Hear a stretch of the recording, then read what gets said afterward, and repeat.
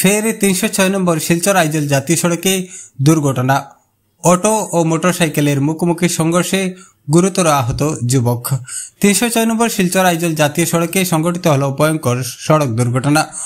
Auto ও মোটরসাইকেলের মুখোমুখি সংঘর্ষে গুরুতর আহত মোটরসাইকেল চালক যুবক। শনিবার সকাল 11টার দিকে ৩০৬ নম্বর শিলচর আইজল জাতীয় সড়কের ইসলামাবাদ গোলামনবী রোডের সম্মুখে দুটি গাড়ির মুখোমুখি সংঘর্ষের ঘটনাটি সংঘটিত হয়। প্রত্যক্ষদর্শীরা জানান, বাগাবাজারের দিক থেকে আগত অটো ক্যারিয়ার গাড়িটি গোলামনবী রোডে ঢুকতে বাঁক নিলে দোলাইয়ের দিক থেকে যাওয়া দ্রুতগতির মোটরসাইকেলটি সজোরে অটো গাড়িটির সহিত মুখোমুখি সংঘর্ষ হয়। এতে মোটরসাইকেল চালক যুবক মোটরসাইকেল সমেত কয়েক ফুট ছিটকে গিয়ে সড়কের ওপর পড়েন।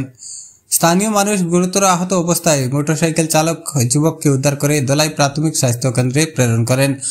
আঘাত গুরুতর হওয়ায় সেখান থেকে শিলচর মেডিকেল কলেজ ও হাসপাতালে প্রেরণ করা হয়।